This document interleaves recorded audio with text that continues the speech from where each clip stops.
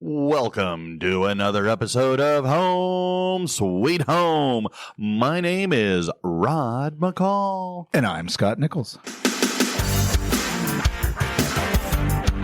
Do you have fun? Do I have fun? Yeah. Like just in general? Yeah. Yeah. Do you find that you can engage your inner child? Isn't that all I do? Okay.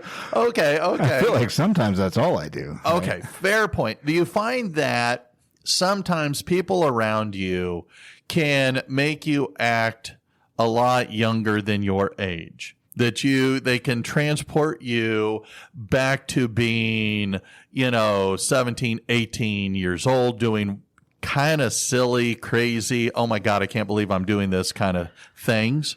Right. Yeah. I mean, sometimes, right?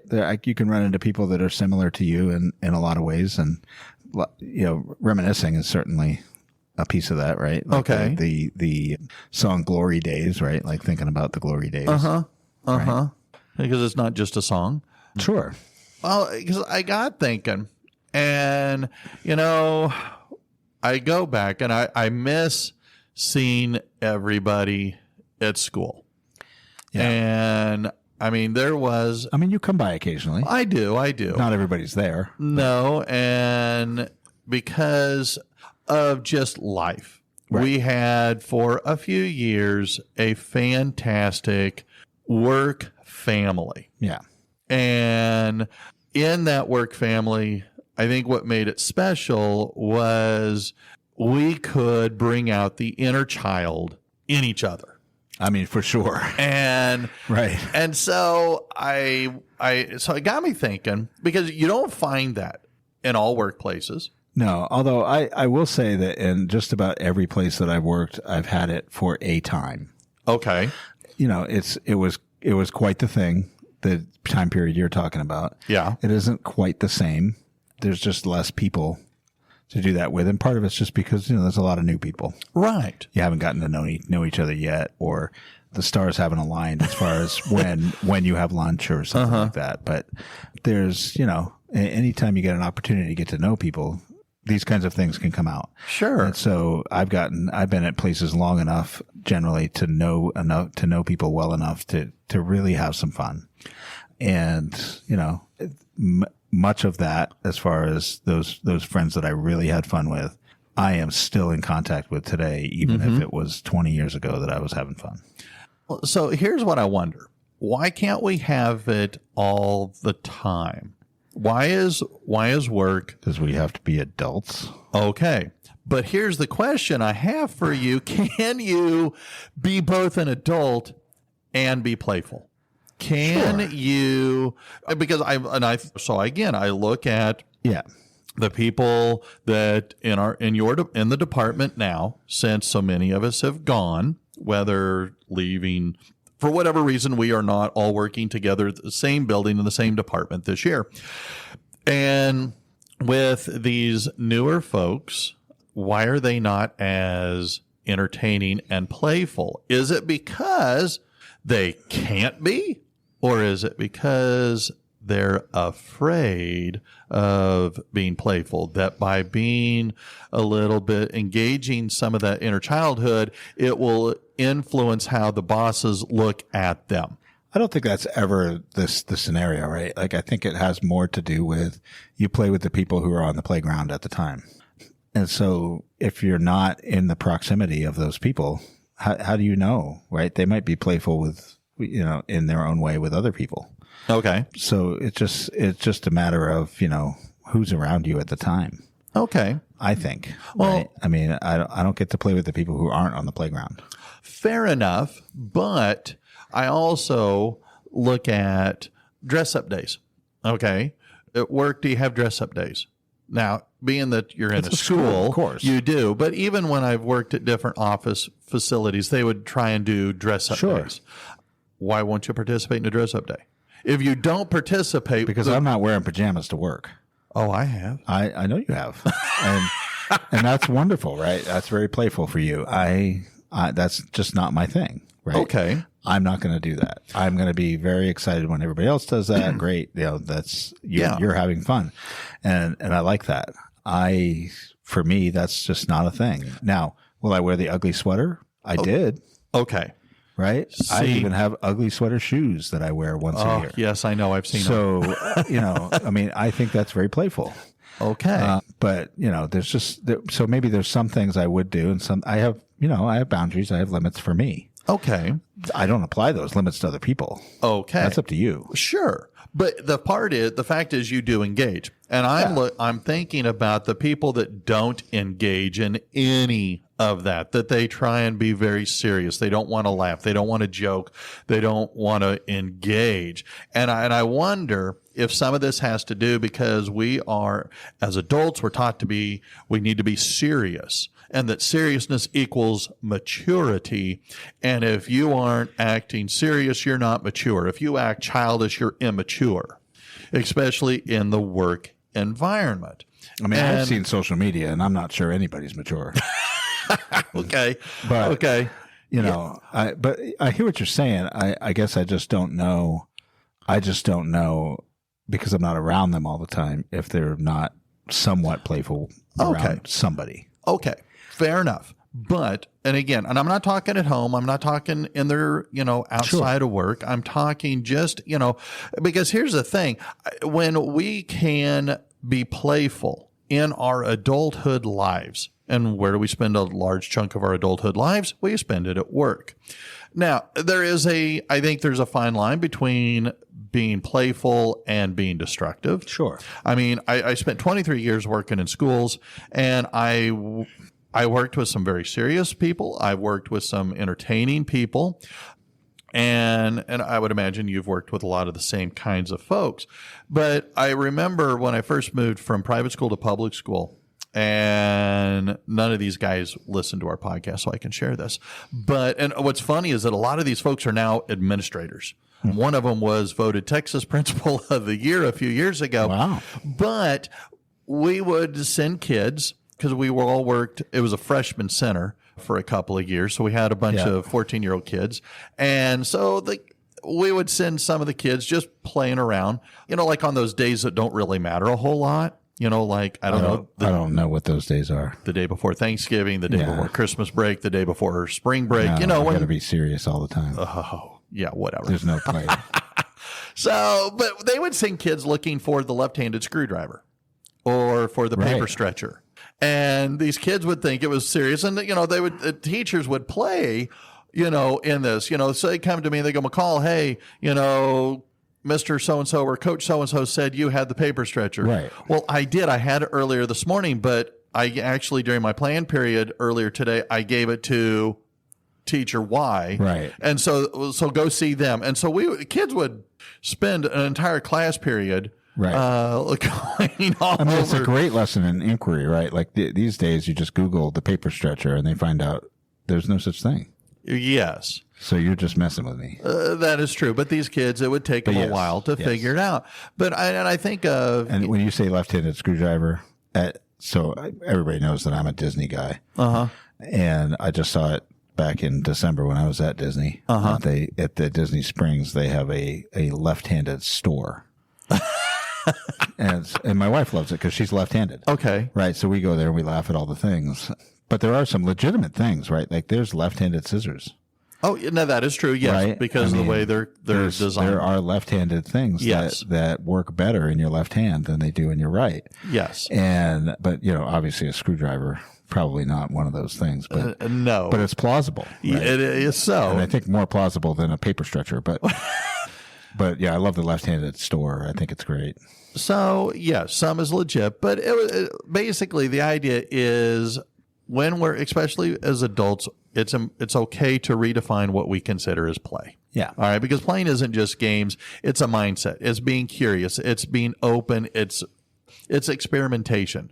And because we need to have humor in our lives, we got to use our imagination and our creativity, because when we do that, it releases chemicals in our brain that makes us feel more happy. And the happier we feel, the more it spreads. It's like so many things. Like negativity spreads.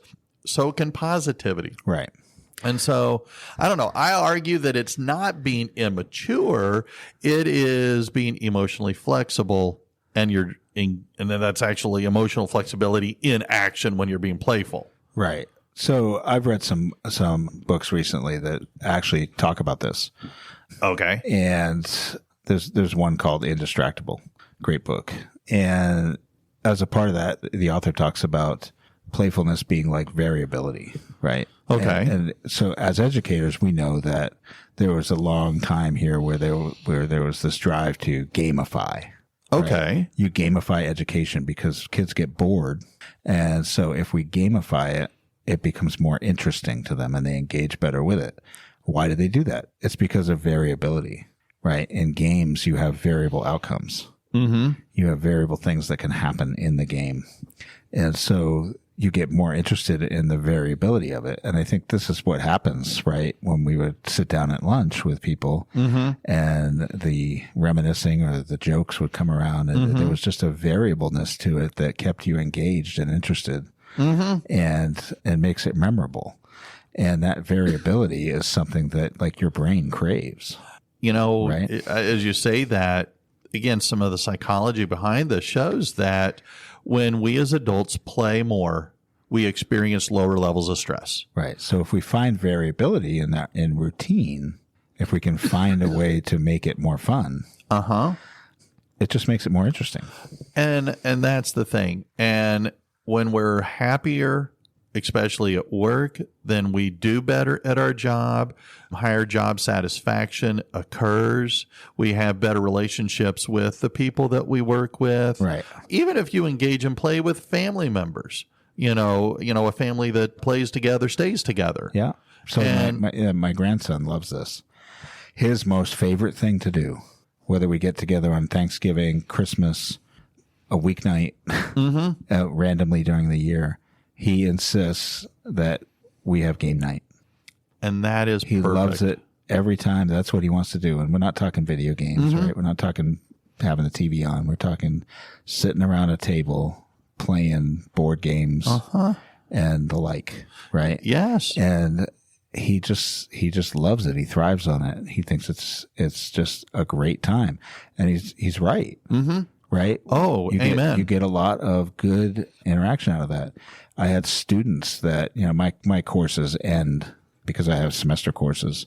They end at the end of the semester. And so sometimes you have a day at the end where some kids are making some things, but there's something happening. But for the most part, there's not a lot going on. Right. Right. And so that happens more at the first semester than the second because I have more time. But those kids oftentimes bring in games, or I have supplied games where they play games, right? What is that? And you could say, well, they're not learning anything. And absolutely. Yes, they are. They're learning how to interact. They're learning how to do math. They're learning how to solve problems. There's all kinds of learning that goes on with play. And I think that that's important too. So as adults, to not stop learning, right? Play, it allows us to learn too. Well, one of the things that play does is it allows us to build trust. Yeah. It allows us to, because playfulness basically reflects our ability to trust someone else. And in whatever situation or setting we're in, we benefit from having more trust with other folks. And when you can have trust, you can also be more authentic. Right. And, the whole concept of letting our hair down. Well, you and I, that's a little harder to do.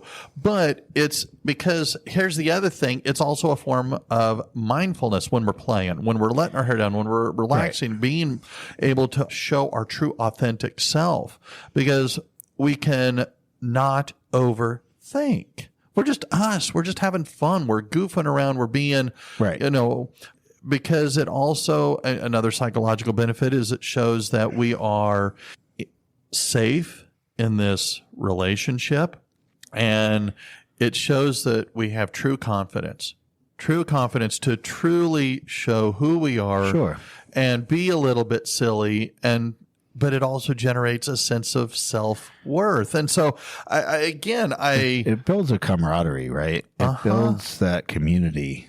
and culture between people. So if you're doing this in a workplace, right, it's making that workplace stronger.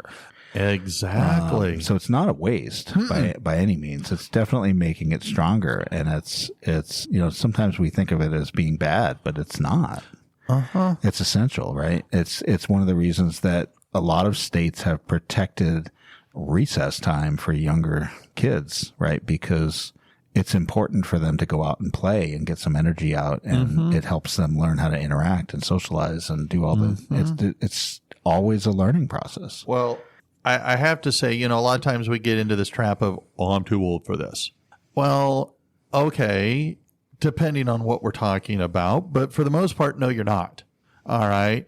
I mean, because a lot of times if we're saying this, are we actually just masking our fear?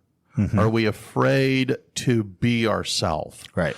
I mean, because, you know, I think back to, you know, I use my parents and my grandparents, and I think back to some of the silliness and the stuff that they would do. And my dad always struck me as straight and narrow.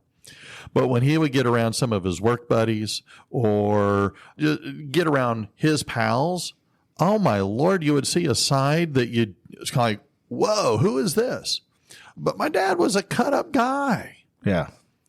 And so let this out. Let people see this other side of you. You don't have to, you know, be a stick in the mud. Sure.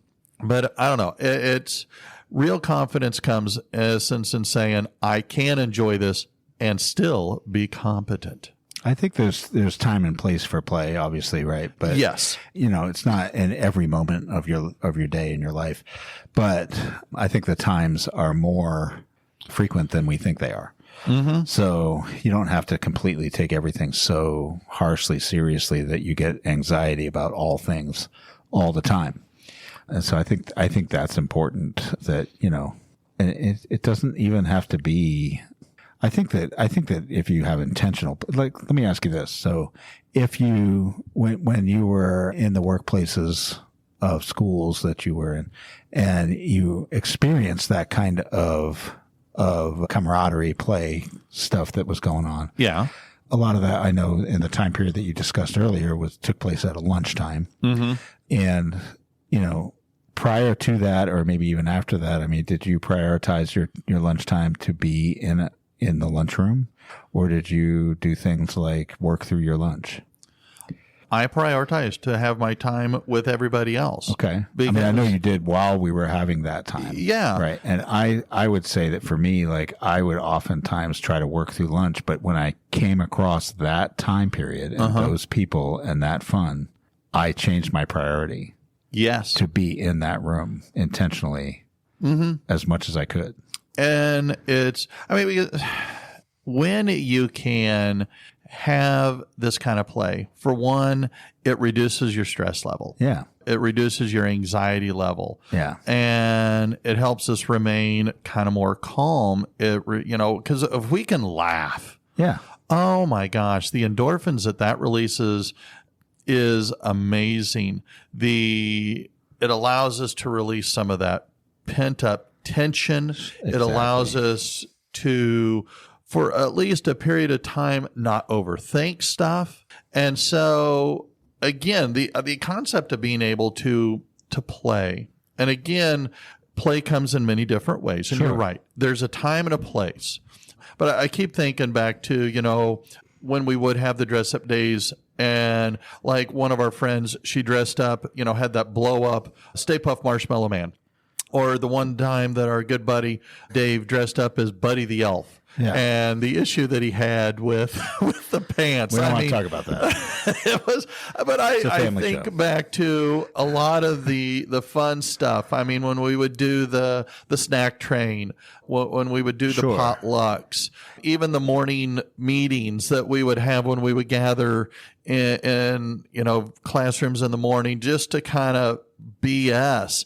I mean, these are, again, they for me, I enjoyed it because it would start my day out on the right path. Sure. I mean, people do this all the time and have throughout history, right? Like, I don't know that how much it's a big deal these days anymore, maybe in some areas of the country, but like, People go out to bowling leagues, right? Yeah. Are they so serious about bowling that they're trying to become a professional? No, they're having fun. Yes. All right. People go out to softball leagues, right? Yeah. Are they so serious about softball that they're just trying to become a professional? Yes, I've quit teams like that. I just want to have fun. Thank you. When I played softball back when I was still living in Kansas, we played. And when we played, it was win or lose. We still drank beer after the game. And the deal was if you struck out in slow pitch church league softball, you had to bring a case of beer. Yeah. And I loved it. It was a whole lot of fun. Nobody took themselves too serious. Right. I'm never going to be a professional at it, so I don't care. God, no, me either. People will pay hundreds of dollars to go listen to somebody stand on a stage and listen to them tell jokes. Yeah. For a couple I've done hours. that. Right. And I would do that. Absolutely. There are people that I think are just an absolute riot. Jeff Dunham. That, right. I've seen Jeff Dunham. Nate Bargatze comes to mind. But so that, what we like to laugh. And somebody said at some point in history, right, laughter is the best medicine. Yeah. I don't know who it was, but they were right. Fun is important. So how about this? Fun can come in many different forms. Things that you can do. All right. You and I do this sometimes. I love listening to music. Yeah. So I'll sing along. It may not be common knowledge, but I like Meghan Trainor. So I'll sing Meghan Trainor songs. I'll dance to Meghan Trainor songs. But you can sing, you can dance by yourself in the car. I might pay to see that. Really? I mean, maybe. $20, baby. I mean, I'll do it right now for 10. Could be funny, right? But these are things that you can do. Sure. Again, participate in work dress-up days. Give yourself permission, in essence, to be a little bit silly. I would tell dad jokes. In fact, can I tell a dad joke right now? Yeah. I mean, okay. So what do you call? Your show. Oh, please. What do you call a knighted steak? I don't know. Sirloin. All right. Okay. So I feel strong enough and confident enough to tell a really bad dad joke. Yeah. Because I'm going to leave the dad jokes to the guys on YouTube that do that. Okay. But again, you can replace the self-criticism with curiosity. Right. All right. Integrate play into some of our routine activities, things that, turn chores into challenges or music-filled moments, add humor. Golly, I try and add humor. Yeah. I can't be serious. I've tried. I fail, but try it when something's stressful, add humor. I mean, sometimes you're serious and it's amusing for the rest of us. Exactly. Because, I try and I'm not always good, but when something's stressful, I try and lighten the mood by adding a joke. You say you miss the camaraderie in the group, and I've run into a couple of people that say they miss hearing you say the things that you said in the hallway. So yes, you provided a lot of fun and amusement there. Yeah. Well, again, some of it comes down to our approach. Life is a playground. Yes. So play in the playground. Yes. It's enjoy it. Thank you. And I would say, right, don't hide fun from kids. No. Right? I mean, as a teacher, I have fun with the kids. Yes. I mean, it's always appropriate and all those things, but you can joke around, you can bring up funny things that are happening in the world. You can, and you don't have to disparage anybody doing it. There's nice, clean fun. That's why I like Nate Bargatze. Okay. Right. Nate Bargatze has some really great comedy that is just absolutely clean, family friendly stuff. And I love it. Okay. And I would try to emulate some of those things. Like he's really good at that. So, but don't keep it from kids. Like, let kids play, have fun, play games, do things. They learn so much from that. And I think that, we talked about that lowering anxiety. I mean, who needs less anxiety in their life right now than kids? I need less. Right. Kids need less, right? They need to be having new ways to cope with it. And I think fun is one of those ways. Well, as you mentioned that, play nurtures our authenticity of our true self. So many times we, depending on where we're at we put up a mask. Right. And we present to be this thing, all right, depending on who we're with and where we're at. But if you can let yourself kind of be a little available and show a little authenticity of who you really are, right, then you're going to get way more positive responses than you might a negative. And if you get a negative response, well, then you know what? That's some dark energy you don't need in your life, so you can just cut them out anyway. Right. But, I mean, it's if you can find ways to engage in play, that can heal a lot of hurts. I can tell you that from personal experience, when I was going through the divorce with Eric's mom, being part of the divorce group, we would do our Tuesday meetings, and it was 7:30 to 9. Right. But after the meetings, we would go out to a place called Cafe Express, and we would laugh and joke and tell stories.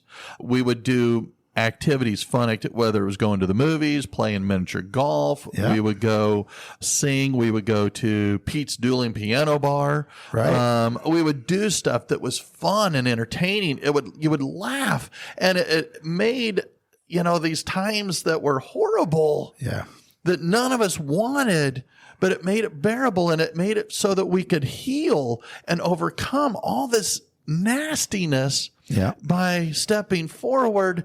And you know what? I came through, and all of us came through a lot better because we could find ways to laugh, to joke. We would do New Year's. We would have a New Year's party, and the New Year's party was centered around games.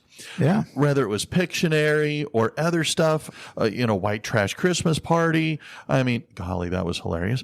I mean, it was just a whole lot of fun of allowing ourselves as adults to play. Sure. And if you want to know about white trash, I don't. I truly don't. Anyway, but again, it builds this bridge when we can play. It builds this bridge between doing something and actually feeling alive. Because God, I need to laugh. There are so many reasons why I can cry, why I can feel angry, why I can yell and scream and hoot and holler. And I've done some of that, but I don't want to. I want to laugh. I want to joke. I want to play. Sure. And we need more play. I just don't want to play Monopoly. Oh. But I'll play Monopoly. Because Monopoly's not fair. Oh, listen to the previous week. Okay. Well, I think this has been great. Well, and play is super important. And if you need to have kids play, you need to give them autonomous play, let them play on their own. Play with them. We need to have play. We need to have autonomous play. We should be playful and kind of varying our outcomes, right? Like having playfulness creates that variability. It makes things more interesting. So we should be doing that at work. We should be doing that at home. We should be doing that in other situations. Maybe you have a small group that you meet with or whatever, like all those places. I think it's great. I think I want to say, I really like The Chosen TV show. I don't know if you've ever seen that. It's a TV show that's, I think, very well done on the life of Jesus. Okay. But one of the things that caught me in it was that, you get this seriousness if you read the scripture to be like, Jesus was always serious and everything was very serious, right? Mm-hmm. And then you could start to wonder, well, why do these people hang around him? Right? Yeah. But like in the show, they portray him as, an actual person. Yeah. And he jokes with them and there's practical jokes and those kinds of things. Nothing that's, could be classified even in Christianity as sinful, but just fun. Yeah. Right. A playfulness that caught them and just made them laugh and all that. So I think that, joy is a part of things, and joy can often come from play. Yes, it can. And it can overcome the stresses that we have in life. And it's just something, like you say, laughter is the best medicine. Mm-hmm. I think that's really true. Oh, I mean, here's the thing. Being playful doesn't make you less of an adult. It just makes you more alive. Honestly, I think it probably makes you more of an adult, more mature. Well, to be able to do that and not think badly of it. To build on that, maturity isn't about abandoning joy. Sure. It's about learning how to carry it with you. Right. So I challenge you. I challenge me. I challenge anyone who listens. Find a way, a small way to play. Maybe it's telling a joke, dance with your kids, wear something ridiculous. Notice how it feels, because it'll give yourself permission to enjoy something simple simply because it's fun.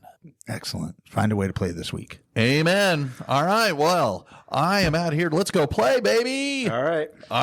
Well, until next time, my name's Rod. I'm Scott. Have fun. Bye-bye.